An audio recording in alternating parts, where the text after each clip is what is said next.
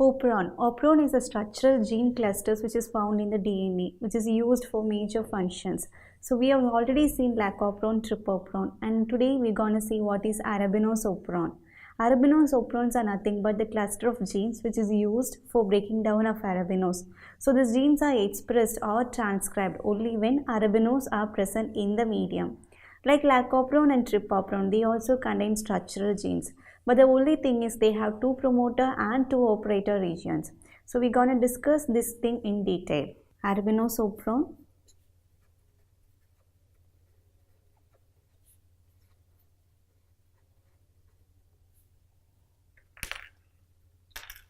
So you have a cluster of genes having an operator region, having a promoter region.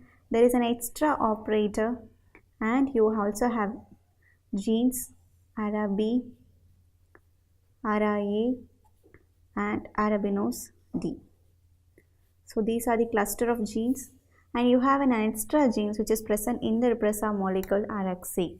So operator region, promoter, operator. So there are two operator and one promoter, and you have an arabinose B gene, arabinose A gene and arabinose D gene. And arabinose B gene function is mainly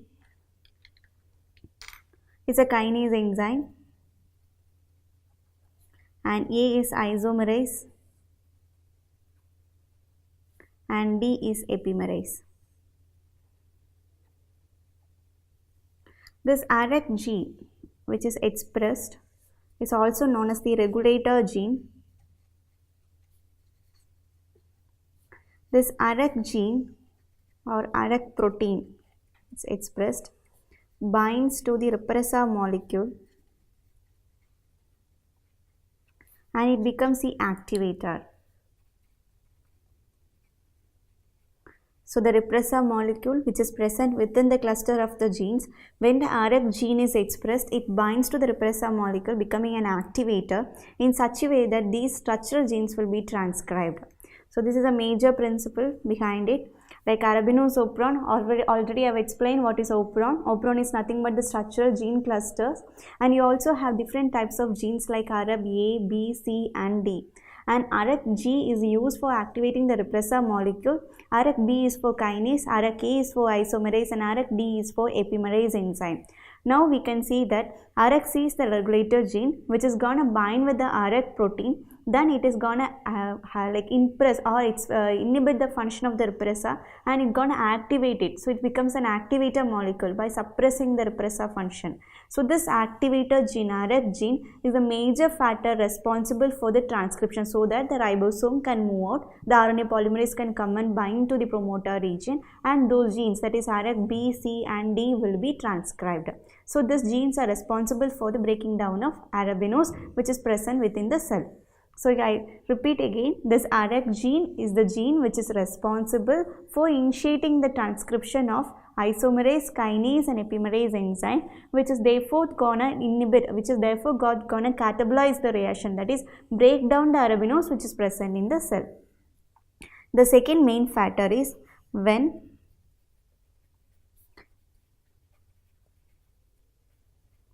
arabinose is not present, then this function is not needed. Even when the presence of ARAC-C repressor, when arabinose is not present in the medium, then the structural genes are not necessary for breaking down of arabinose. That means the transcription or the operon is off.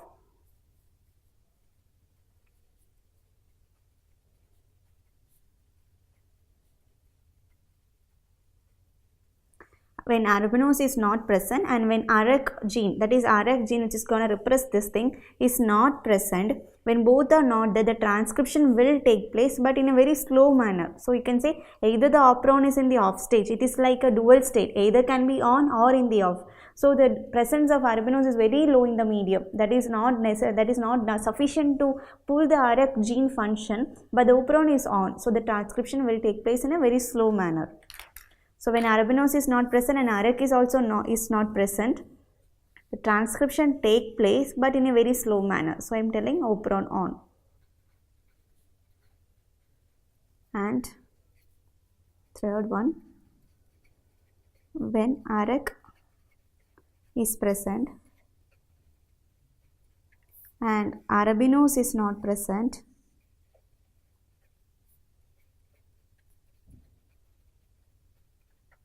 the operon is off.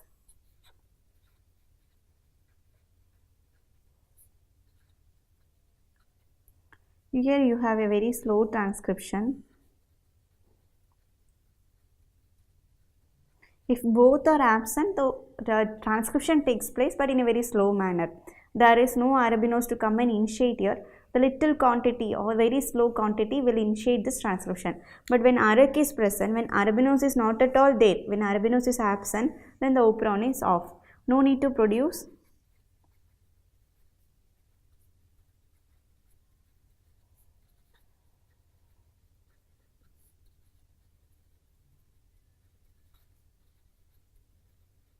arabinose.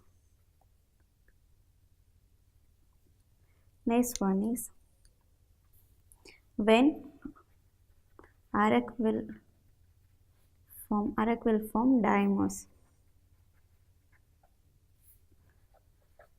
So you have an inducer molecule here, which I have not told you before.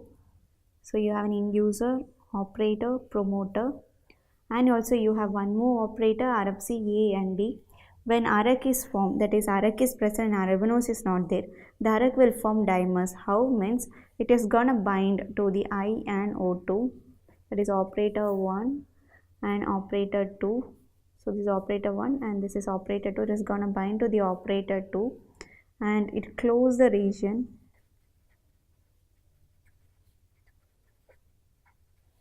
of promoter. Thus no polymerase will bind.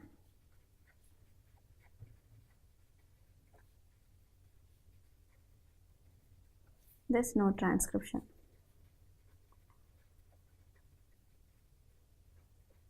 So this is the process. You have an arabinose operon. Operon is nothing but a cluster of genes and it is in a polycystonic manner. That means under the control of one promoter you have different genes expressing for different function. And for arabinose there are 4 genes, that is A, B, C and D, where the ARAC gene lies just next to the inducer molecule, and it is also known as the regulator gene, which is going to bind to the repressor molecule and going to become an activator for the transcription to take place. If transcription takes place, there are 3 genes expressed. For example, from B kinase enzyme, from A isomerase enzyme and from D epimerase enzyme. These enzymes are going to break down the arabinose which is present within the cell. When arabinose is not present and when ARAC is also not present, there is no necessary to break down these genes, but even though the transcription will take place. When ARAC is present and when arabinose is not present, the role of ARAC is not necessary because no arabinose is there. So the transcription is off. How? The sense is when ARAC is present or it's seen in the cluster of the genes, the ARAC gene will go and form a loop formation. How? Means it is gonna push the inducer molecule on the second operator molecule to form a loop. So no way this RNA polymerase come and recognize the promoter. So no transcription take place. When ARAC is absent, the transcription might take place in a slow manner. But when ARAC is there and there is no arabinose, which is the role of arabinose, is not hindered, this ARAC goes or pushes down the inducer and operator to form a loop, so that the promoter, which usually sits on the promoter, the RNA polymerase which usually sits on the promoter, hinders the function. So what happens? The transcription will not take place. So this is how the arabinose breaking genes are not transcribed. The other form is that the last one. So this is an example of what is happening, how it is stopping. The fourth one, the last one is when arabinose is present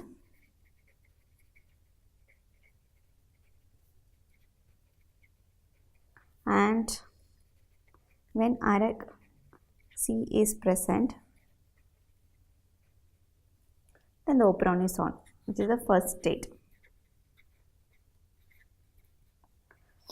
So this is all about arabinose operon. Arabinose operons are nothing but operon, the control of a cluster of genes which is present in the DNA. There are 3 main characteristics of arabinose. That means if arabinose was present in the medium, the genes will be produced or transcribed in such a way that to break down the arabinose which is present in the medium.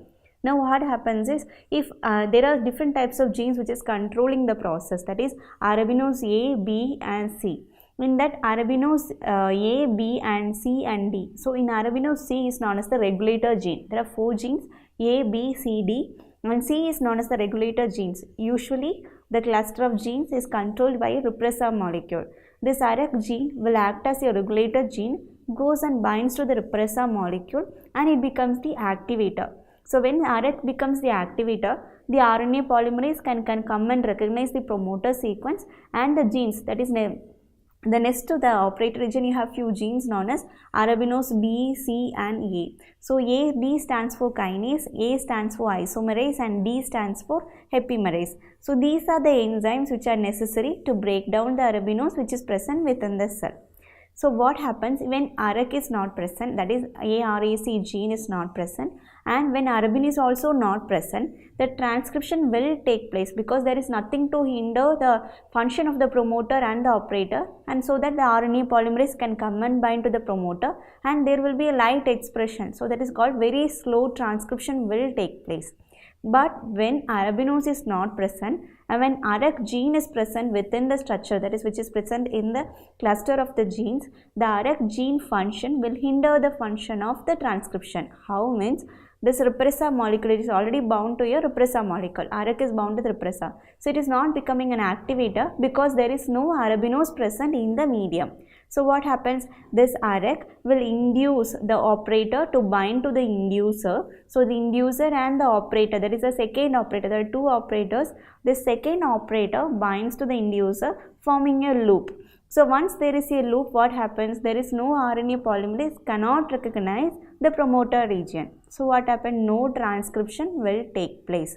The third is like the process known as when arabinose is also there, when AREC-C is also there, then what is the process? The operon is on. Because the AREC-C gene is gonna recognize the repressor molecule, they're gonna combine together, they're gonna become the activator molecule. Now your promoter and the operator is free. Now what happens? The RNA polymerase can correctly recognize the promoter region and the next genes, which is the simultaneously the next genes like A, B and D genes will get transcribed. So those enzymes which has been produced will those enzymes is gonna break down the arabinose which is present within the cell. So this process is together are known as of arabinose operon, and it is on or off depending upon the arabinose which is present in the cell. Now we gonna see galactose operon. So like now we were seeing this genes getting catalyzing the reaction. So it is one of the catabolite operon. So galactose operon also have a promoter, operator and the sufficient genes which is used for the production of galactose in the medium. Right, in the arabinose operon we saw the genes which is used for breaking down the arabinose in the medium, but whereas for galactose it is used for the production of the galactose like we saw for the lac operon. So we gonna see what is galactose operon.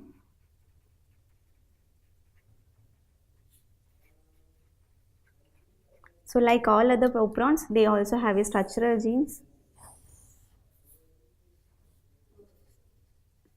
Gal are known as galactose repressor molecule. They have an promoter 2, they have promoter 1, operator E, T and K, and the function of the E is for epimerase.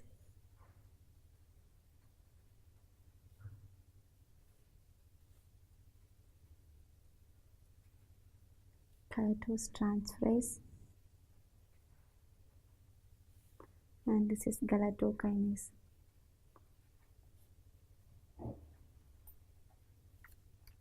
This galactose molecule is gonna gene is bind to the repressor molecule which is gonna hinder the reaction. So how this has been stopped is you have the operator 1 and I and internal and external operators. You have CAMP and CRP binding region. So galactose operon, you have a galactose repressor molecule, you have an operator which is an external, you have a second promoter, you have a one promoter, that is one, there are 2 promoters, there are 2 operators, and you have an internal operator, you have 3 structural genes which is coding for different function. So E, T and K, epimerase, galactose transferase and galactokinase. So what happens is, if galactose is present, it is gonna get transferred, and this galactokinase is gonna use the breakdown of the galactose for the sufficient amount of the bacterial cell. So what happens here is, first, when CAMP, that is catabolite activator protein binding site, is there, when cyclic AMP is more in the cell, then it is gonna bind to the CRP complex, which is gonna bind to the operator, and so that the RNA polymerase enzyme can come and sit on the promoter and the genes can be transcribed. So the function of the repressor molecule will be hindered by this CAMP and CRP complex. I repeat, you have different types of genes. Like normally for all the operon, you have a operator and you have a promoter region. But if you take for the galactose operon, there are two operator, there are two promoter. One operator is known as the external operator, internal operator, and that external operator is for the promoter second molecule, and the internal operator is for the promoter 1 molecule. The other structure genes are ETK, E for epimerase, T for galactotransferase, and for galactokinase, K for galactokinase. And you have a galactose repressor molecule which is present next to the operator region. Usually this galactose repressor will go and bind to the promoter region, so that the RNA polymerase cannot come and bind to the operator region. So what promoter region? So what happens? The genes like ETK will not be transcribed. So when galactose is not present in the medium, or the cell needs to produce the galactose, because there is no galactose in the medium. So how the galactose will be produced is like, the galactose, in case cyclic AMP is produced in a more quantity by the bacterial cell or any cell, the cyclic AMP will go and bind to the catabolite repressor binding protein, that is CRP protein, which is present in the operator region. The cyclic AMP concentration is responsible for the transcription of the genes. The cyclic AMP comes and binds to the CRP. That time that forms the complex. This complex will repress the function of the galactose repressor molecule, so that the RNA polymerase enzyme comes and binds to the promoter region, so that the surrounding genes, that is ETK, will be transcribed. So what happens? The galactose production will be induced in the gene, and the galactose which is produced will also be transferred to the membrane of the bacterial cells, which is gonna take that galactose inside the bacterial cells. So this is how this process takes place. So it is vice versa to the cyclic AMP concentration. Once cyclic AMP is very low, it is controlled by one of the promoter. When it is very high, it is controlled by the second promoter. So I will write, when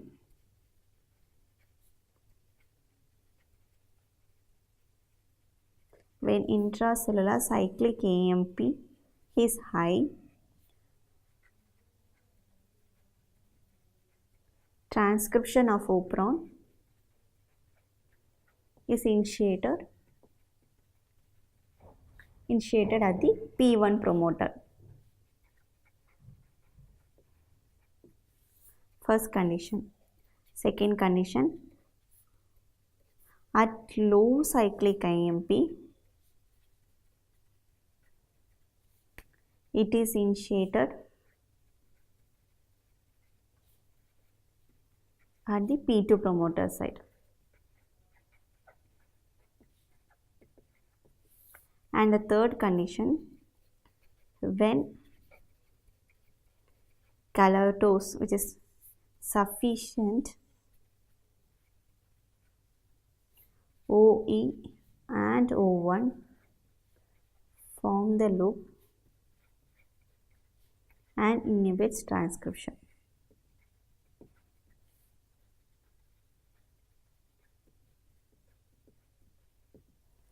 So when intracellular CAM, that is cyclic AMP, is moved, transcription of the operon is initiated at the P1 promoter site. At low level of cyclic AMP, it is initiated at the P2 promoter site. So that's necessary. When galactose is already sufficiently present in the thing, this operator of the external and the operator of the internal is gonna bind, and it is gonna form the loop, so that it is gonna inhibit the transcription process. So this is all about operons. So lac operon, trip operon, galactose operon, and lac and galactose operons are catabolite operon. You can call it as catabolic operon. And arabinose operon and trip operon are anabolic operon. So they depend upon their function. So now the Next topic is feedback inhibition. The feedback inhibition is like depend upon an enzyme substrate complex formation. So when an enzyme and the substrate, you already know an enzyme will have an allosteric site, that is an repressor site, as well as an activator site. In the activator site, the substrate will come and bind so that there will be a product formed. This product will act as a substrate for the next enzyme, so that will go and bind to the activator site of the second enzyme, that is an intermediate enzyme, and next another product will be formed. This will also act as a substrate to a third enzyme, it goes and binds to the activator site. So there will be a cycle continued within it. The product will act as a substrate for the next enzyme. So one of the time what happens, the product which is formed by the enzyme substrate complex formation, the product will hinder one of the cycle, that is any one of the intermediate cycle will be hindered. This is known as feedback inhibition control system of an enzymes. So we're gonna see how this is gonna hinder the function.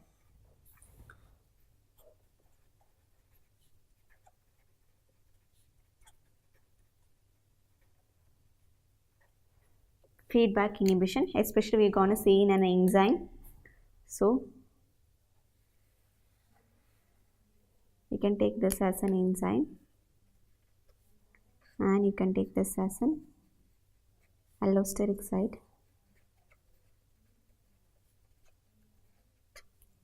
and this you can take as active site where your enzyme is bound, right? So it is gonna form a product.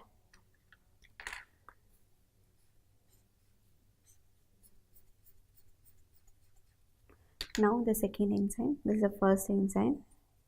Now you have the second enzyme. Now the product which has been formed goes and binds to the active site. The allosteric site remains the same, and it is gonna form the product. Now the third enzyme.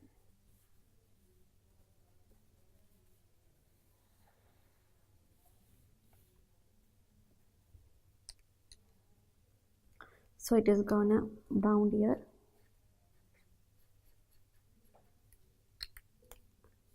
You have an allosteric site, and finally it is gonna product. This is gonna inhibit the cycle from moving forward. So this is called feedback inhibition. So you have a first enzyme with an active site and allosteric site, an enzyme. This is an enzyme, and you have a substrate bound to that, and substrate is bound. It has formed a product that can act as a substrate for the next one. So that is also going to act as this and this product. So here the product or any one of the product is going to hinder the cycle in an intermediate system, where this is termed as feedback inhibition. So one such example is 309. The 309 amino acid. So one example for that is the 309. The 309 amino acid, it will form alpha ketobutyrate, and that is gonna form alpha aceto alpha hydrobutyrate, and it is gonna form alpha beta dihydroxy methyl. So alpha beta dihydroxy methyl atyrate, then it is gonna form alpha keto beta methyl atrate. So there are different types of enzyme. So here you have enzyme 1, you have enzyme 2, enzyme 3, enzyme 4, and you also have an enzyme 5, and that is gonna produce the isoleucine. So 309, so enzyme 1, I'll give an example, that will be an 309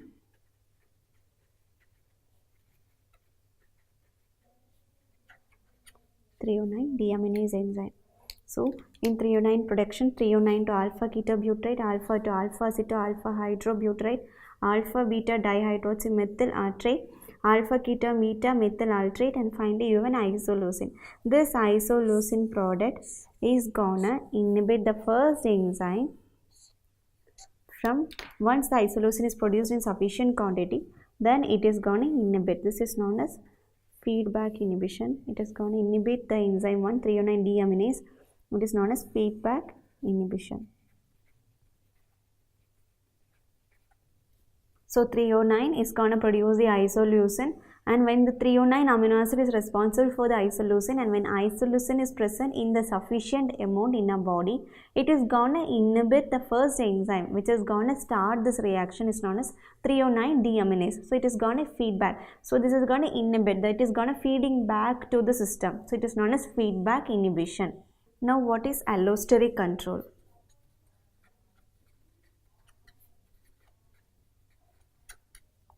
Now what happens is, every enzyme, if you take, it will have an active site and it will have an allosteric site, right?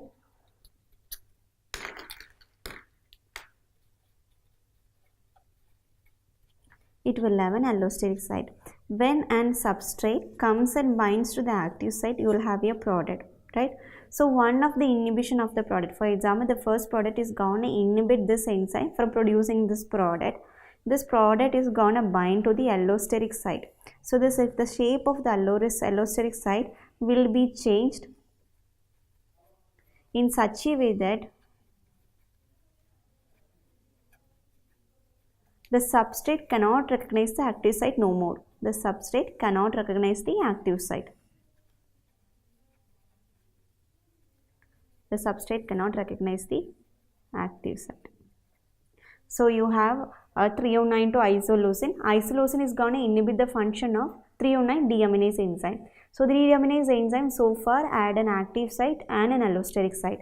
So when a substrate is binding to an enzyme, that is an enzyme has an active site, when a substrate is binding to the active site, the enzyme is producing the product. Now when the product is going to interfere, that is going to bind to the allosteric site, which is going to change the conformation so that no more the substrate, suitable substrate will come and bind to the enzyme. This is a function of allosteric. So this feedback inhibition is usually produced by the allosteric control mechanism. So this process where allosteric control system of a feedback inhibition takes place, it is known as induced fit theory. It is known as induced fit theory. It states that, the induced fit theory states that the binding of a substrate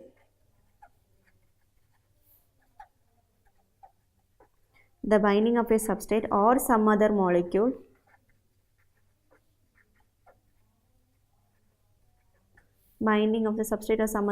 to an enzyme causes a change in the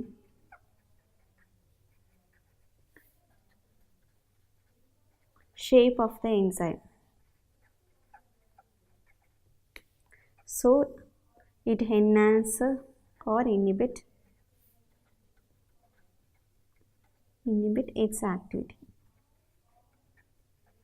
So induced fit theory is the theory behind feedback inhibition by allosteric control. Induced fit theory is a state that the binding of a substrate or some other molecule to an enzyme causes a change in the shape of the enzyme. So it enhances, inhibit the activity. That means it is going to bind to the active site. The allosteric molecule is going to change the shape of the enzyme. So no more the substrate can come and recognize the enzyme. So this is known as induced fit theory system.